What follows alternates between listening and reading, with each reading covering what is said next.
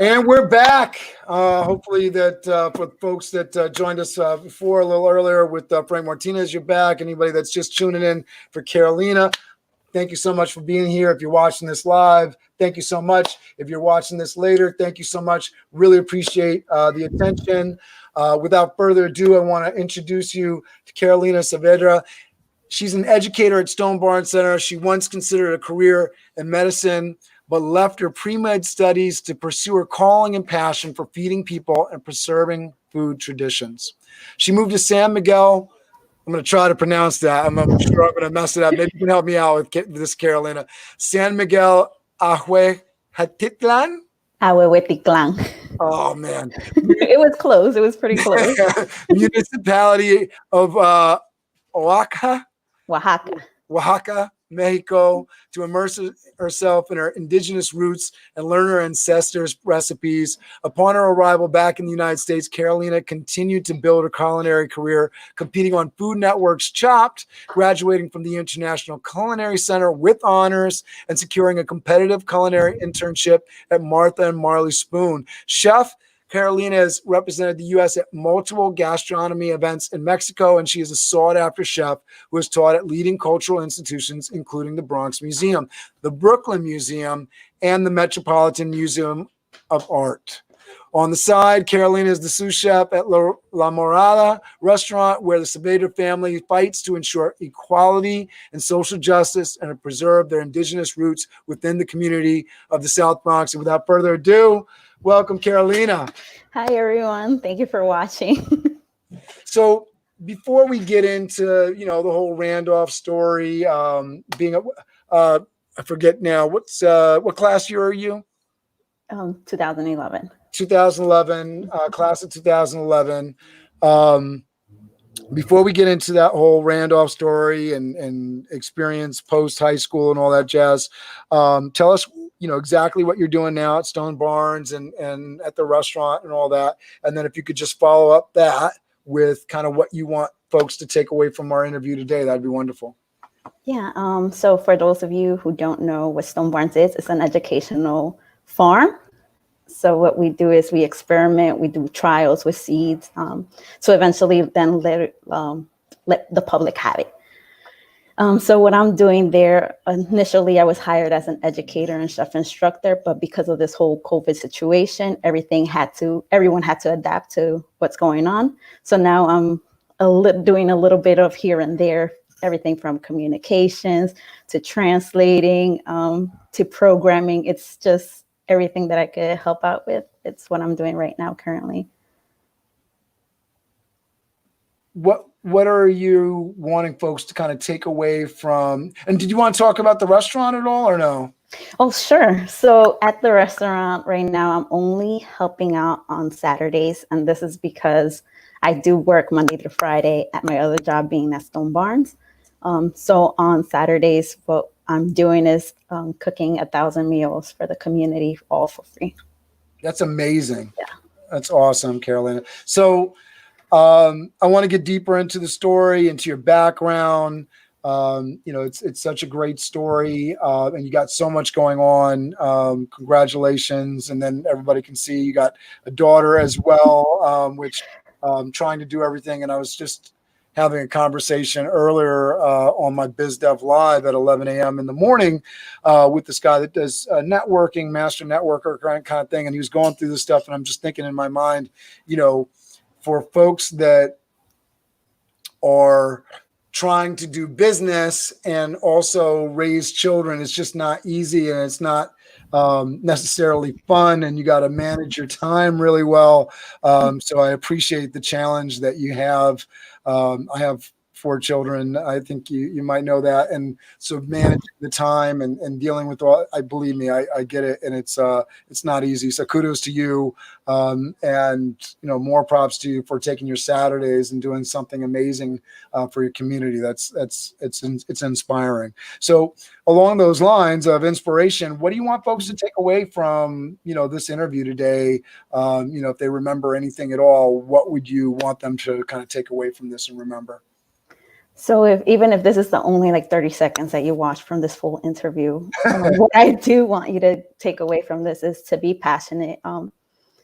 Be passionate about anything. It could be a color, it could be a car, whatever it is, but passion is what brings you drive, is what brings out curiosity, is what motivates people. So be passionate of anything, just be passionate. The next thing I would say is that your past does not define you. It only builds you. It helps you build character. So we were all young at one point. We all did foolish stuff. Don't let that hold you back. And then the last thing is to be proud of your roots, be proud of your heritage, be proud of your background. Because if you're not, then somebody else is going to make money off of it. And you might as well be the person to, I love that, because there's a lot of people making money off of indigenous and cultural backgrounds that are not embedded in any way, shape, or form in that culture, right? Yeah. So definitely be proud of where your background is. Embrace it and live it and benefit from it, right? Okay, so exactly on those kind of themes and topics. So let's talk about your background. So I want to talk about the journey to Randolph, but maybe even want to start before that in terms of like where the family's from, and obviously that plays a part in your everyday life with the restaurant and everything. And I know that there's challenges. My own family. My wife was undocumented coming to the city. People have emotions about, somebody coming into the country illegally. And, people just don't understand, and they don't even understand that, okay, she married you, so of course it was easy to become a citizen. No. 13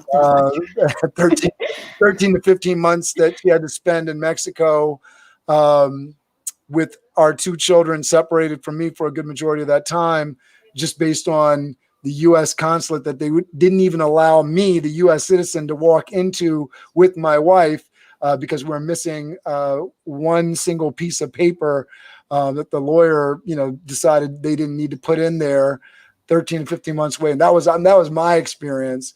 And I know you guys have been dealing with some crazy stuff. I saw some of the videos online just, in recent days. So why don't you walk us through some of the background of the family, and then I'll let you just keep on going and walk us into Randolph and, what your initial impressions of that building and that experience was. All right. Okay. So before anything, we are a family of mixed statuses, being that my parents, my siblings are still undocumented. I am the only one with status. So I am the anchor baby of this family. Right. So that does play a big role in who the person I am now. When you are from an undocumented family, people tend to oppress you a lot, and you either stay shut or you empower yourself and you lift yourself up from that. Yeah. So my family in the beginning did live in the shadows, which means hiding their status, not even mentioning about it. Growing up, I did play like games with my family, being like hide in case ICE does come. And this is a situation that still happens to these days with families around the US. So I did live through all of that. So it was. And then imagining, you're talking about people going to school and dealing with that going on at the same time. These are not easy things. Absolutely. Right. I was also born and raised in Washington Heights, which is a predominantly Dominican neighborhood. So I was already different from everyone else in my neighborhood. So there's that, but which I also absolutely love, because later on in my career, you see how this Dominican influence also influences in my cooking, which I appreciate a lot. So let's walk into, you're dealing with that stuff. Where'd you go to junior high? So I went to IS 143, which was the community junior high school, again, predominantly Dominican students there. And I'm being like the one Mexican in the classroom. How did you get exposed to Randolph? So this is like it's a little bit complicated. Yeah. Initially, I wanted to go to actually Tottenville. Tottenville is in Staten Island. And the reason why I wanted to go there is because I knew I always wanted to do swimming. So my guidance counselor clearly said no, because it is in Staten Island, one. So it was a distance factor. That would have been really tough. That would have been really tough. Right. I think she might have made the right guidance decision for you right there. And then two, it was because, again, my ethnicity. Everybody down there does not look like me, does not speak like me. We do not eat the same food. We don't have the same background. So it was an automatic no. My sister is an alumni from Randolph. So this is why I got into swimming initially, because she was a captain there with the swim team. So you hire her, right? Yeah. So she would take me to her practice, which is why I wanted to go to Timeville. Tell you she's got to come on and interview with me as well. No slacking, okay? Yeah. Right, so she was at Randolph already. So she sort of led you into And I remember you being a part of the swimming team. I remember that experience. All right, so talk to us about like how you ended up getting into Randolph and what your initial kind of impressions were, and walk us through the whole Randolph experience. So from going to a school that was just predominantly the people from Dominican heritage to going to such diverse high school, it was just beautiful the first day. It was just so exciting. Right now, I'm not the only girl that looks like me. Now there's a whole bunch of us. Because of it, I learned about so many different things, so many different cultures. I love Randolph because of that. It's like if you put 42nd Street all in one building. You get an array of all of these different kinds of backgrounds and ethnicity. Yeah, not too many tourists. But, not with the tourists, but with like every worker that works there and every New Yorker that is actually in 42nd Street, even though we avoid it. But to get the point of the variety of ethnicities that are in Randolph. Absolutely. Right. Just that picture. So you're enjoying that piece of it, and what's your experience of Randolph? So my first day, I had already knew people again because my sister was a swim team captain. So she had graduated the year before I entered. So everyone that was a senior that year, I had knew because I knew them when they were a junior. So they pretty much like took care of me, and they walked me like with baby steps, like through the whole building. Your first day, yes, they give you a schedule and you don't know where you're going. So these were the people that were guiding me to the whole building. And it is a big building, so you do get lost your first day. So, yeah. Walking into Randolph, it was also a complete different experience. It is a big building. I've never experienced anything like that before. And the image I had of high schools was the image of my brother's high school. He went to Deerfield Academy, which is the third best high school in the nation. And it's a campus, so there's dorms, there's a building for everything. So that was my image of a high school. I didn't really envision what a high school in the city would be like. What would that experience be like, since my experience with a high school was that of a campus. And then also when my sister would take me to her swim practice, it would be on the City College campus. So everything for me was a bigger picture. And I only experienced the swimming team through like pictures and people saying they were going. I never saw it. So it was interesting, seeing stuff on Facebook and whatnot after. It was like, oh, look, Carolina's on the swimming team and they're on the swimming team, and oh, that's cool. So you got what you wanted in terms of being on the swimming team and everything. Right. What was the rest of the academic experience like? How did you get exposed? Because I know you got exposed to SBI obviously at some point. How did that all happen? So SBI also happened my freshman year, and I believe it was, who was a senior at that? I think it was Juliana who dragged me into it, if I'm not mistaken. It was someone from my Spanish class. Really? I think so. She was a stage manager. I'm pretty sure it was her who dragged me. You say that, and automatically I'm like, oh, she needs to be on.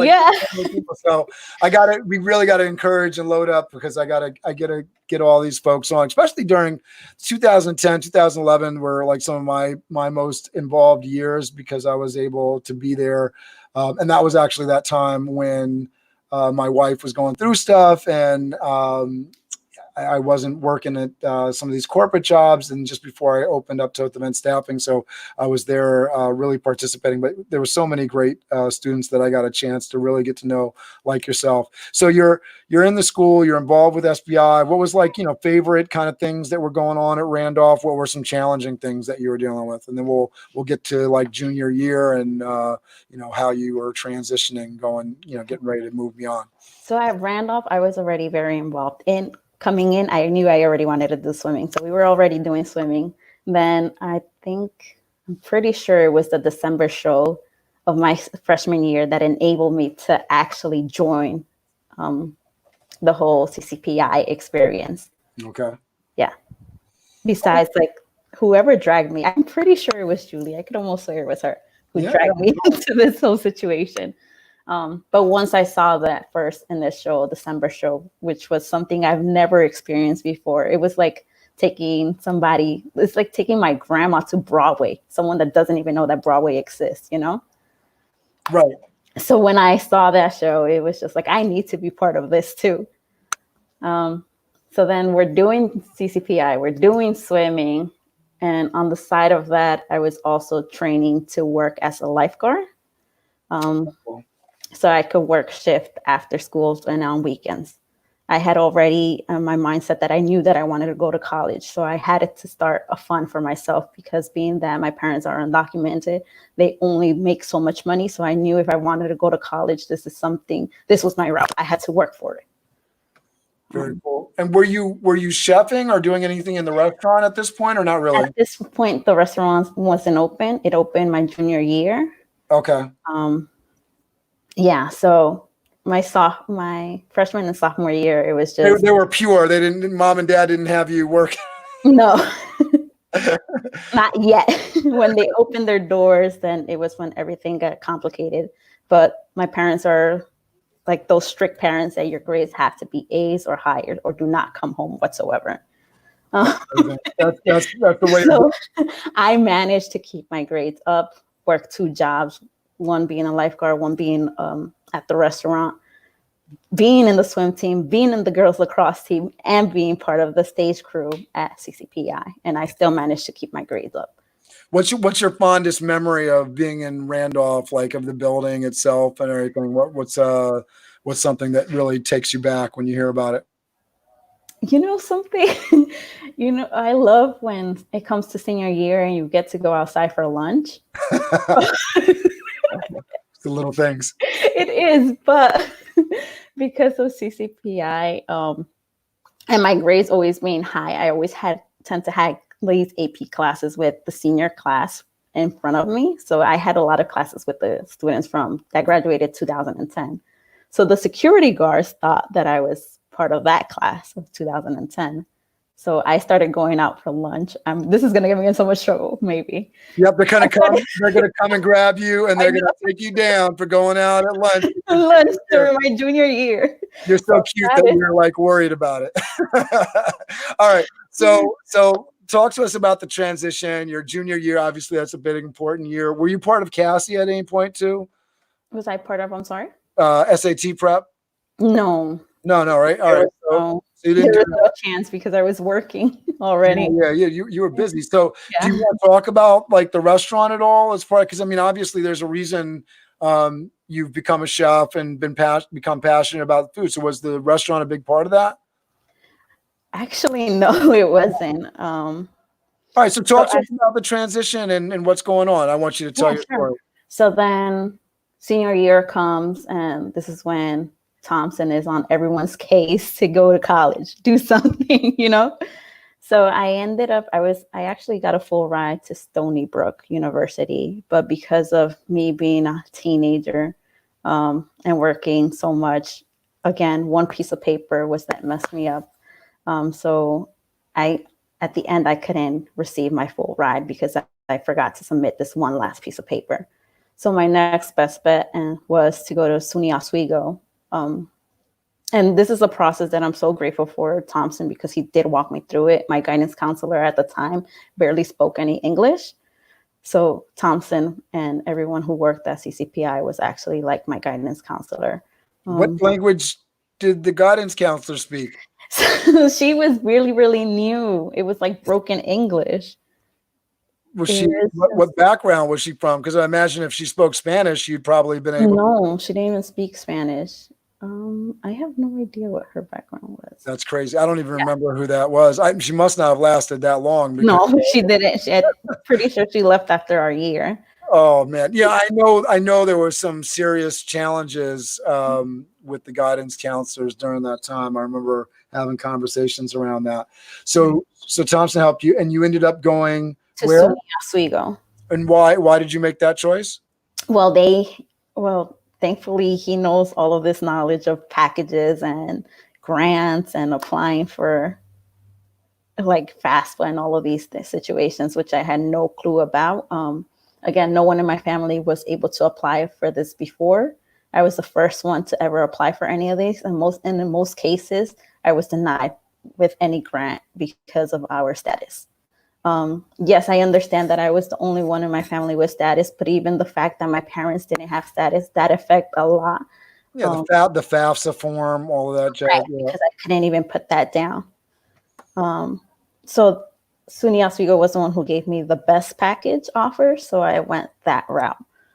And did you go and see the campus before you accepted? No.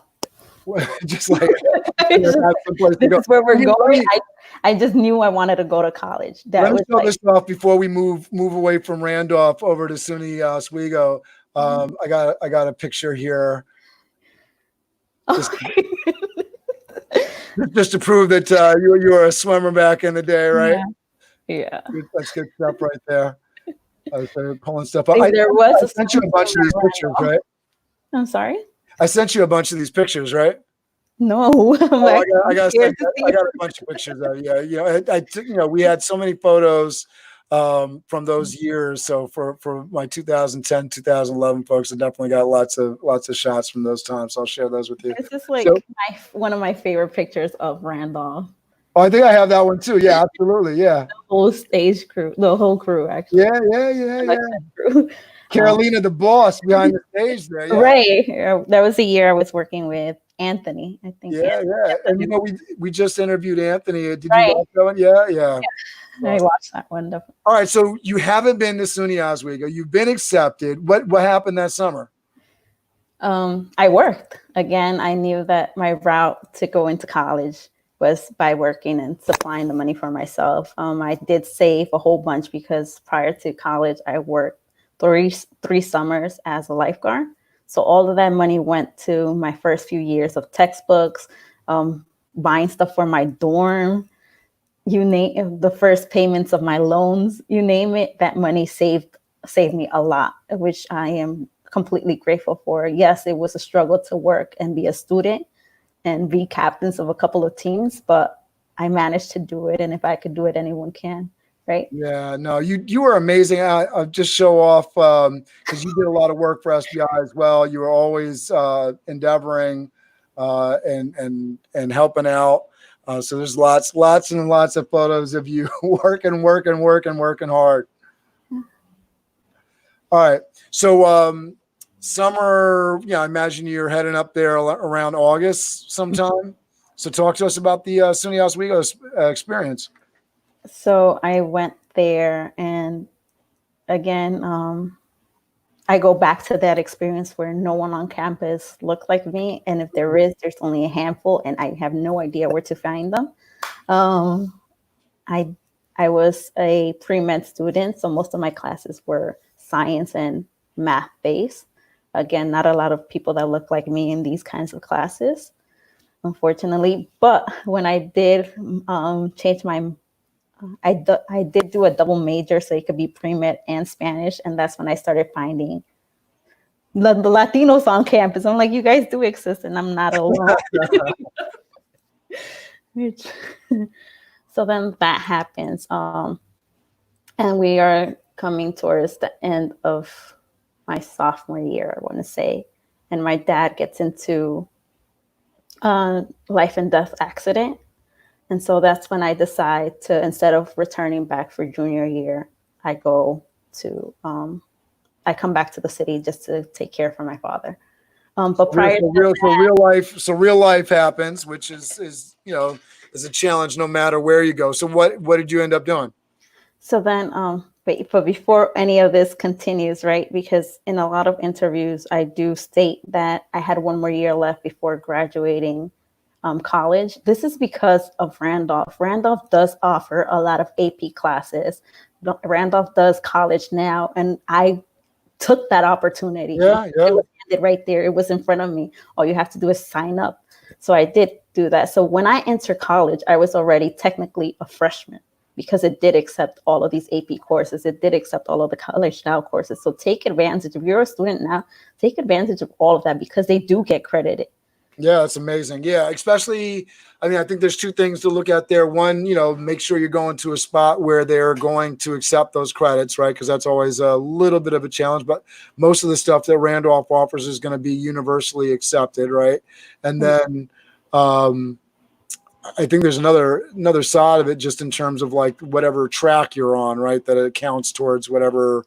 So most of the, well, when I was there, at least most of these classes that Randolph does offer, which were AP courses, they do count as your gen ed when you go to college. Nice. So it's nice, no matter what.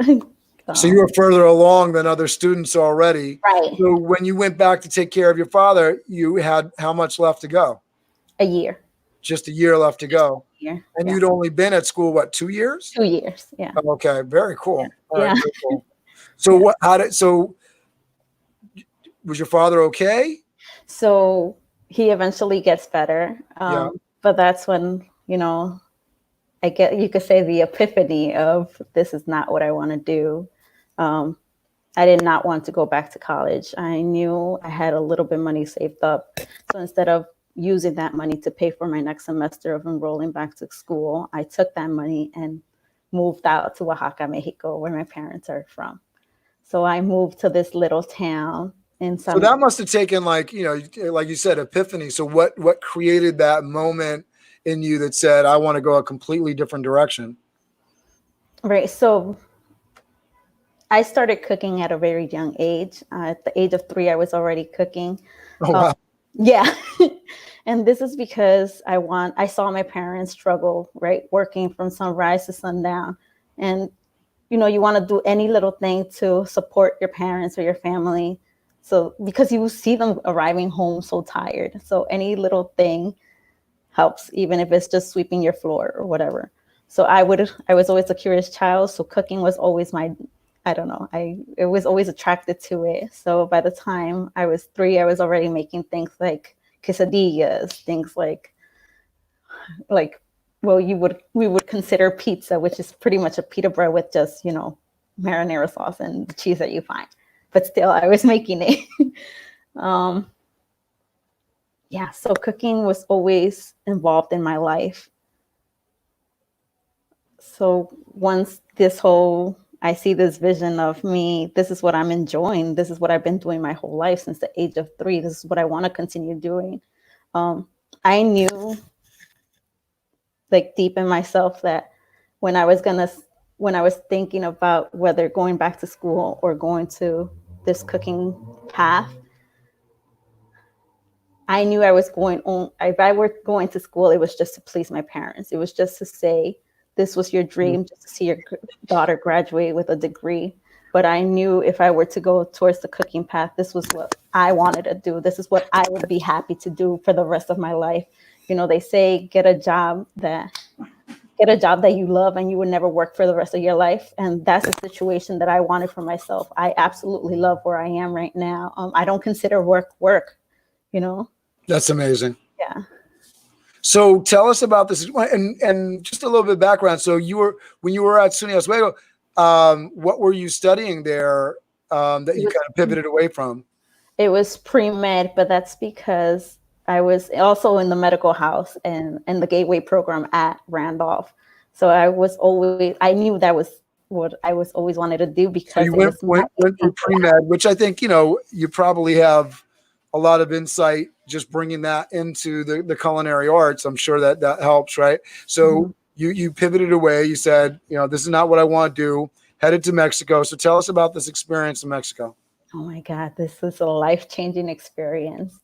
Um, it's when I went there, it's really, really, really farm to table. This is a town called San Miguel Ahuehuetitlan. There is no Wi-Fi. There is no running water. There's no electricity. If you want to cook your food, you're going out and you're finding dried wood to come back to cook your food. If you want, I don't know, let's say corn, you're going to have to start from scratch. You're going to start from seed and you're going to go and grow it and you're going to take care of it every day. It was something like I've never experienced before. This is, if you want to take a bath with warm water, you're going to wait for the sun to come down. So then you could take a bath with warm water. You know? And I've lived and was born and raised in New York City my whole life. So going from a place that has coming from a place that has TV, that has this running water, a toilet, to a place that has nothing. People are walking around with bare feet. Right. It was such an amazing experience, but I'm so grateful for it because everyone there is so welcoming. I had to learn their language. They speak Mystic out there because it is an indigenous town. So there's no Spanish, there's no English. You have to learn what they're speaking. That's amazing. So you now have 3 languages, or is that number 4 or 5 for you? What's the, so I have French knowledge, but only in the kitchen. If you tell me something, right? So you're speaking the language, and I think just in terms of context for folks, just in terms of talking about the immigrant story, obviously I'm personally affected by this. My wife is, had that journey, and we have our family members, many of whom are here, that have that story, and are dealing with it on a daily basis. The fear, the challenges, right?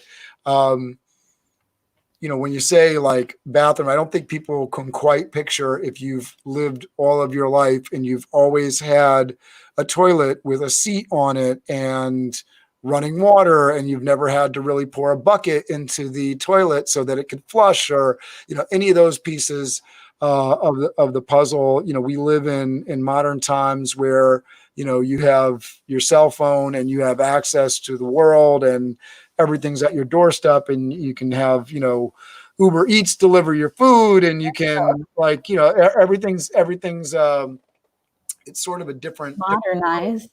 Yeah, I mean it's not something that I think is understandable completely if you haven't experienced it. But just in terms of providing that context, why was it important for you to sort of live that experience and have that experience, and what has that brought now? Obviously, you live back in the States and you're working. What has that done for your worldview and how you approach life? Right. So it was like me going to the town where my parents are from, right? The only way you could communicate, again, there's no Wi-Fi, there's no cell phone, there's no nothing. It's via email and, via mail, like mail. So even that is challenging because, again, people over there speak Mystic.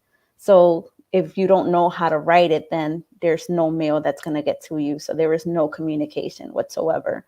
So going there, the reason why I wanted to go there is because I wanted to learn our family recipes from my grandmother herself. So the first step was to get myself over there. Yeah. That's amazing. So you're there, you're with your grandmother, you're with your family, you're with your indigenous roots. And so how's that shaped your worldview now? How do you bring that back to the kitchen, at the restaurant, to the projects that you're doing? What was, and as you're talking about that, let's transition. So I don't know how much time you spent in Mexico, but walk us through that, give us some context in that whole experience and what was the next step. So there was where we are located, it's in the cusp of 3 states. You could say it's Oaxaca, it's Puebla, and it's Guerrero, which is, I was completely blessed because every little town has their own speciality. There was a town that I went to that all they knew how to cook was mangoes, but they knew how to cook 1,000 ways of mango, 1,000 mangoes in 1,000 forms.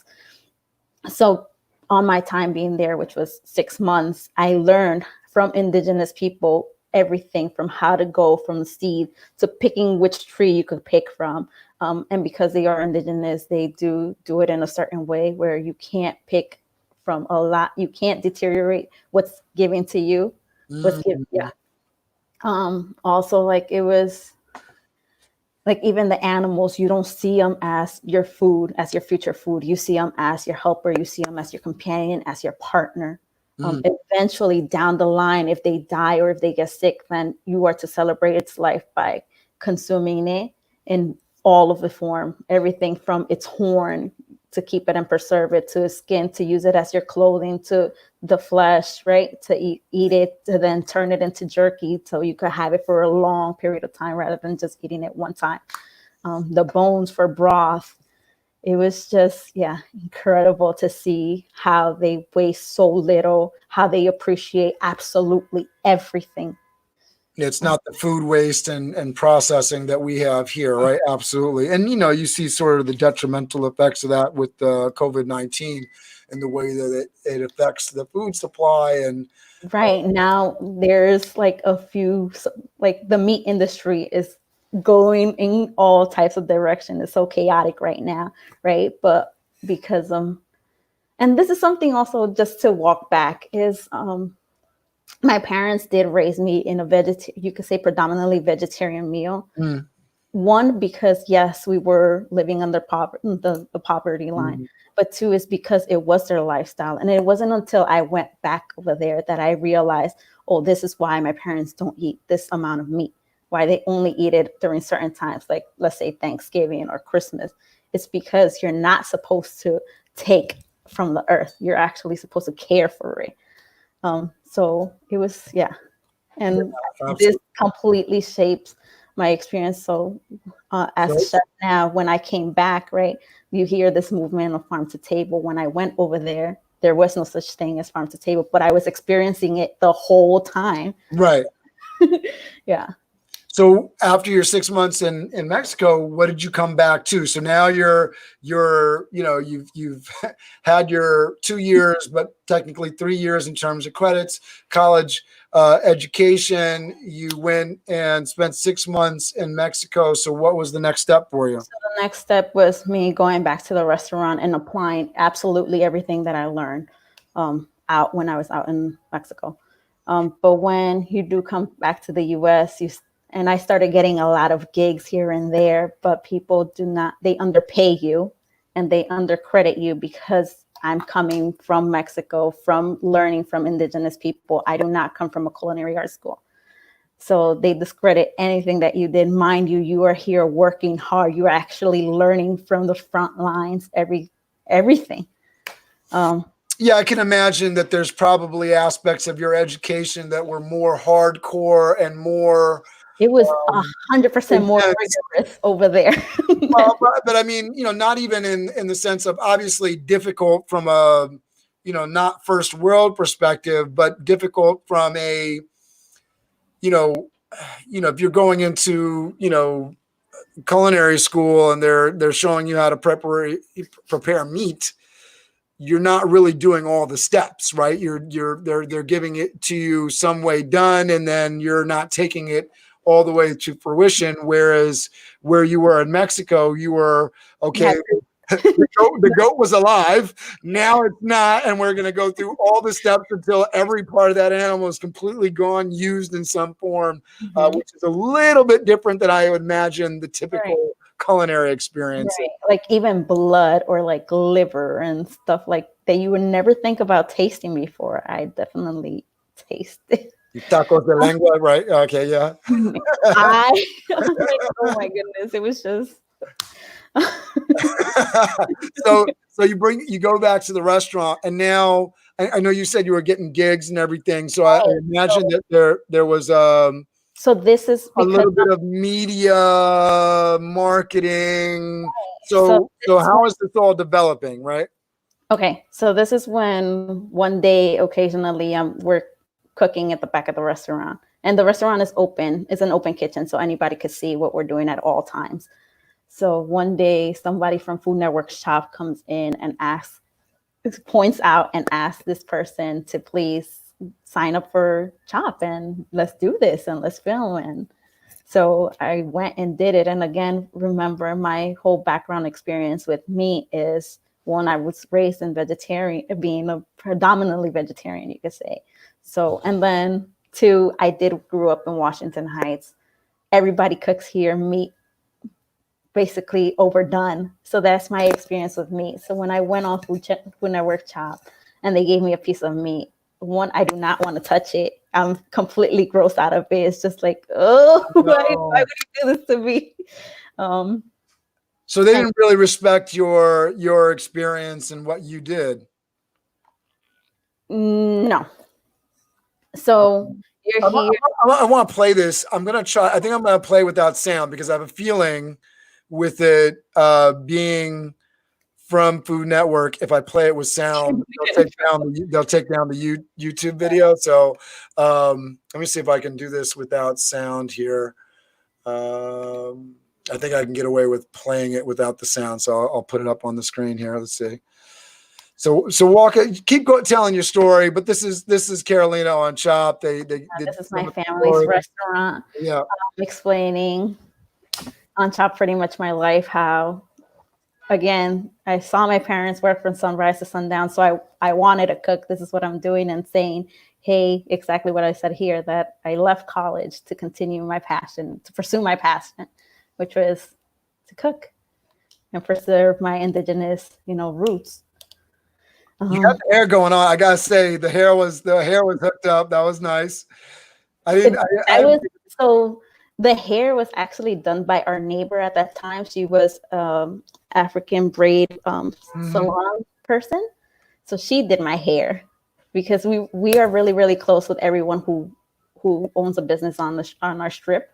So we know the Chinese food owner. We know the 99-cent store owner. We know the Mohammed from the bodega. So at that point, she had a hair salon. So she did my hair. That's awesome. And you're super cute on this. This was great to watch. I actually had to go. I was trying to find it online, so I knew if I played it, like, 'cause they have it so protected. I went on to Amazon and actually bought the episode so I could do it, because it was so tough to actually get like a clip of it. So it's cool to actually have this. All right, so Chopped happens. I imagine that changed some dynamics for you once that happened. I served my second plate. It had a piece of steak, and I served it overdone. Oh, sorry, completely.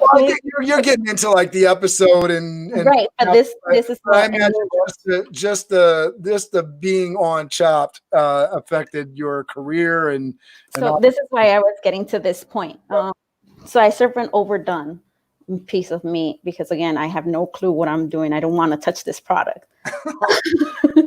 And then, but Marcus Samuelson saw something in me, and he said, I would hire you effective immediately. If you want to come work at my kitchen, go work.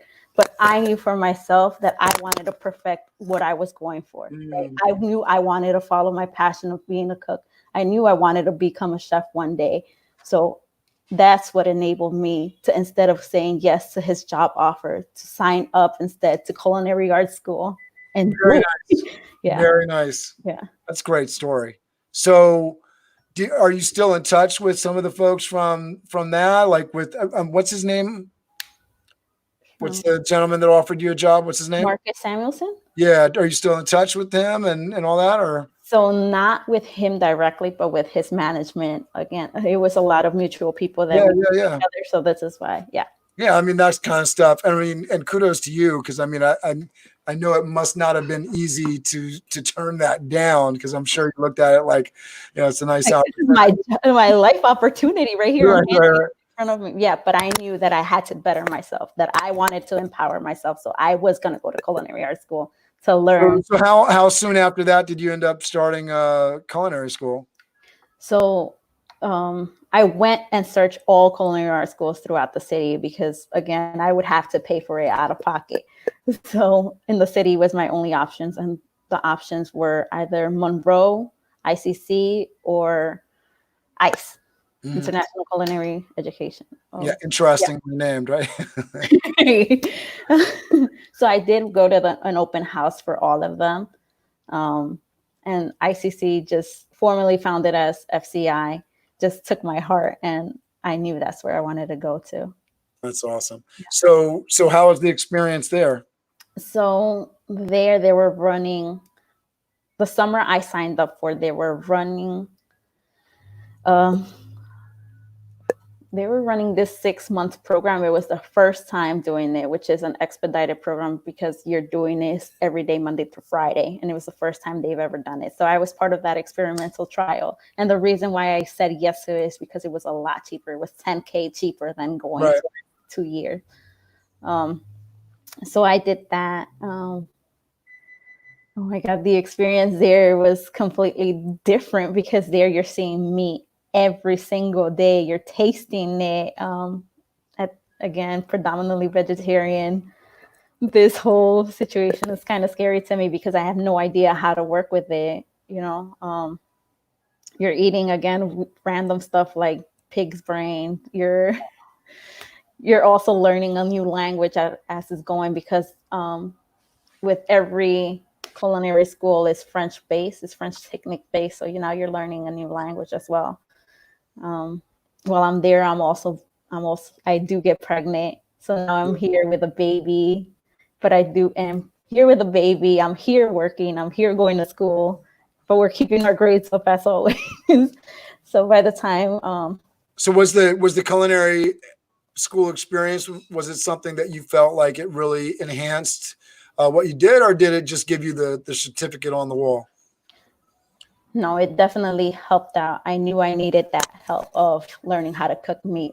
So this way, my whole thing with going to culinary art school is that if anybody ever in their life hands me a piece of meat, I would know exactly what to do. Not be afraid of it or, shy away from it. But now I could definitely highlight this product. So it definitely helped out. So that Choppa experience, you were like, I'm not letting that. No, never again. This is ever going to happen to me. Ever. So you do culinary school, and at this time was the baby? I'm assuming you said you got pregnant, but was this like she was in the womb? So at this point, there's so much adrenaline going on because I actually didn't know I was pregnant for the first 4 months of my pregnancy because I was just so busy working, so busy like memorizing these recipes and like practicing these cuts and this and avoiding to get burned and so I had no clue I was pregnant for 4 months. When I did find out was way after. It was like during the holidays when we're off school. Okay, so then you come back because you got it was like a 2-semester kind of thing? So school is it's 1 half year. Right. Yeah. But in the midst of that half year, you have to do an internship, externship kind of situation. Okay. Yeah, and that's when I went towards Marley Spoon. Okay, very cool. Yeah. So what was the experience like at Marley Spoon? And then kind of let's sort of kind of go towards the end of this. How did you end up at Stone Barns? So talk us through all of this, the culinary and how you ended up eventually at Stone Barns. Okay. So when I'm trailing for all of these internship, externship, I do all of these, high-end restaurants. I trail for all these high-end restaurants because eventually that's what I envision myself in, like owning something like Cosme, owning something like 11 Madison Park. That's what I thought I wanted. So I did try out all of these places. Then when the day came to try out for Martha and Marley Spoon, this is a place that only accepts 3 people per half year. So I did the whole interview situation, and there's steps to these interviews. And I made the cut. I made it. I was 1 out of 3 being chosen. Awesome. Yeah. So did they chef test you, or did they just have like a formal interview process? No, it was just like formal interview, like a lot of writing, a lot of one-on-ones, a lot of phone. Interesting. Yeah. There was no chef test. They didn't have you in the kitchen at all before they accepted you? Not yet. No. Wow. It's your first day that you're there, but once you're officially there, that's when they test you. That's interesting. Yeah. So I once this opportunity landed, once I won this thing, I knew I wasn't going to give it up. When I went there, I knew the instant I opened those doors, like it just opens like this. And as you walk down the hallway, you see things like Jessica Simpson. You see Martha's vineyard. You see Martha's garden. You see Emerald's kitchen. You see Martha and Marley Spoons. And you see the offices. I knew this was the place I needed to be because I don't think everybody would know what this place is all about. So could you explain what they did there at this company? Right. So this is what we like to call, everyone that ever went through this program likes to call it the Martha Empire. So it's one floor with everything you could think of Martha Stewart. And Martha Stewart does a lot of things like Martha Stewart Home, Martha Stewart Living, Martha and Marley Spoon. And Martha and Marley Spoon, where I landed, was like, think of it as like Blue Apron, as like the equivalent of Blue Apron, you just say. It's like a whole meal kit. Well, they give you a box, of ingredients, and then you do a recipe as the box. What were you mainly tasked with while you were there? So again, because this is the Martha Empire, when I go in there, you're just an intern, so you're just pushed to the side. So I was doing, honestly, just the dishes. I knew I wanted more, so I kept asking questions, kept doing this and that. Oh, you could do this, you could do that, instead, giving suggestions. So the manager did see a lot in me. So I was able to work in all of the little departments and more closely to her. And she was in charge of all of the photo shoots. So the last photo shoot I was able to do over there was the Thanksgiving photo shoot, which is the cover, and it's turkey, and you'll see the table set up. And yeah, I was part of that cohort, you could say. That's amazing. And I think there's something to that story too. I think, I work in hospitality. I was sort of angry when we reconnected because like you're working right down the road from me. And we're both in hospitality doing things like this, but this idea that, you were there and you were washing dishes, and a lot of people, I mean, you have a lot of experience at this point. You've been, halfway running the family restaurant at certain points, I imagine. Obviously lots of cooking, training, culinary school. I think a lot of people would walk into that situation. Obviously, they know what they're getting into because you went through a lot of interviews just to get that spot. So I imagine there's not too many people walking out and quitting, but just the idea like washing dishes. And I have definitely run into the chef or, the culinary person, waiter, bartender that's like, nope, not washing dishes. And, you don't always understand that. Yes, you're washing a dish now, and yes, that might not be the most optimum thing, but a lot of the time it's, can you wash a dish? Don't worry about the fact that you're washing a dish. Can you wash the dish? Because I know there's plenty of people that, can't. And, every experience, I mean, the photo shoot starts with a clean dish, right? I mean, it's just one of those things that, it's those basic pieces. And there's a reason that so many people start from the bottom is because, you need to learn each of those roles. And I guarantee you washing a dish over at Marley and Spoon wasn't like washing a dish in culinary school or in the restaurant, right? It was a whole different process, I'm sure, right. Which you wouldn't have understood if you didn't have that experience. So I know you said it, and I heard something different than I think some other folks might have heard. So I wanted to explain that because I think it's one of those deep things, because a lot of people will get upset that they're washing the dishes. And not only did you not get upset, you did it and you were seeking the opportunity, which is, right. I think exactly. Like, I want more. Which is exactly what you should be. Don't be happy doing the dishes. I'm not saying just settle for the dishes. Even if you are a dishwasher washing this right now, right? Think about the upper hand that you have. You are the dishwasher. You see every single plate. So you see exactly what every customer eats and what they leave off the plate. So now you know, and you could take that back to you, if you see that people are leaving their asparagus, and one, don't ever cook the asparagus the same way they cooked it, or two, maybe this is not what's working for these kind of people. I see that there's only, let's say, white folks coming into the restaurant and they don't like asparagus, but then I see Black folks coming to this restaurant and they are eating the asparagus. Now you know who your clientele is and who you could, sell these kind of plates to. I love that. That kind of insight is what I live for, Carolyn. Thank you. That was food for my soul right there. So talk to us. So you did this internship. How did we get from culinary school and the Marley Spoon internship to working at Stone Bar Center for Food and Agriculture? So one last thing also with Marley Spoon, I also knew I wanted to go there because there was this whole opportunity. Now there, yes, I'm washing dishes, but now I'm learning food communication. Now I'm learning food photography. Now I'm learning public relations, and all of this is all under one roof. So now I had access to all of these situations in front of my faces. So I took advantage of that, and I learned so much. So now with Stone Barns, it's such a beautiful story. I ended my internship program with Martha and Marley Spoon because the time went up. So I go back to the restaurant. At this point, I had already graduated culinary art school. At the restaurant, we do a lot of community activities and a lot of partnerships with anyone that wants to learn anything more in depth with, how to preserve your culture, how to cook more culturally appropriated food, anything related with immigration, anything related to how to be, for your community.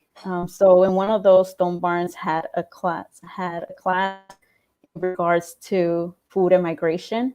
And so they didn't know how to go about it. They didn't know how to teach it. So they asked us to come in and do a demo for them and how we would go about it. And that's when I went into this classroom and did this whole class. And there was media was in that classroom when I did it. And after I did that demo and it was time to go our separate ways, Stone Barns management asked if I would do this forever and always for them. And that's when I got the job. I got the job right in the spot. I wasn't even looking for it or anything. It was just handed to me. Again, right place, right time. No, it was not. Don't say that. It was not handed to you. You earned it. I think one of those things, and understanding people's stories, what's the quote? Luck is when preparation meets opportunity. But it goes back to, me feeling empowered with what my heritage is, me being passionate about my cooking, me not holding back that. Yeah, you earned that spot. Right. I kept it moving forward. And now I love what I'm doing. I'm empowering other people and telling them, yes, I am from the hood. Yes, I am from an undocumented family, but here I am. And if I can do it, anyone can. And I'm here with a baby too at that. Yeah. That's amazing. So what are you doing on a day-to-day basis now? I know we talked about, with everything going on, there was a little bit of a transition. Do you want to talk about that a little bit? Yeah, go for it. Yeah. So what's going on now? So now, again, I work full-time with Stone Barns, which I absolutely love. It's, it's the little piece of a country in the city for me, which I love because, again, I came from Oaxaca, Mexico, and there was nothing like it. And this Stone Barns was like the closest thing from learning how a seed grows to what varieties are friendly to our landscape and such. Yeah, so, for folks that don't know Stone Barns, so Stone Barns is up here in Westchester in Terrytown. What is it? Bedford Hills, right across from historic Hudson Estate, right.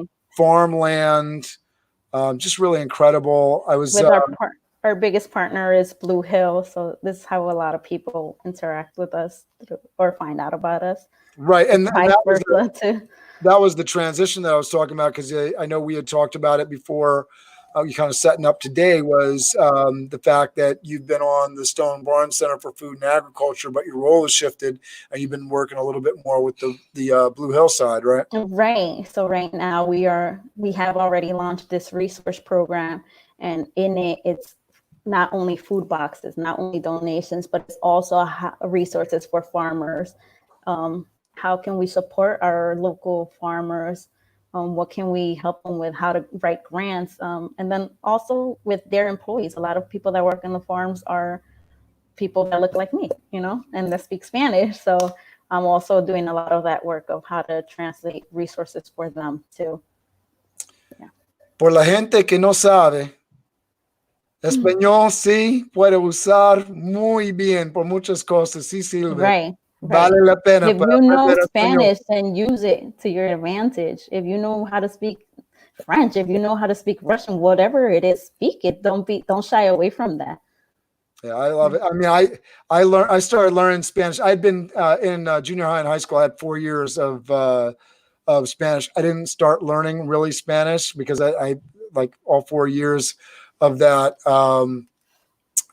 You got somebody saying hello here. Ivanovich says, Carolina. I had 4 years and I didn't really start learning Spanish. I think I 4 years of Spanish and I learned how to say like, adios amigo. That was like the extent of it. And then I got into the kitchen and that's really where I started picking it up. And then in terms of love stories, that is where I met my wife. She was coming in to do catering events. And she looked hot in her uniform, and we started speaking to each other. And true love story. 16 years later, we're still married. So it's a nice story. With the future for you, where do you see yourself going? What do you see yourself doing down the line? Yeah, so the future is beautiful for me, honestly. So right now, yes, I am at Stone Barns with the close partner Blue Hill, working with these people. Yes, I also work with my parents, but I don't see myself staying there forever. I just see this as a stepping stone to where I want to go to, which is eventually open up my own version of like an upscale fine dining experience.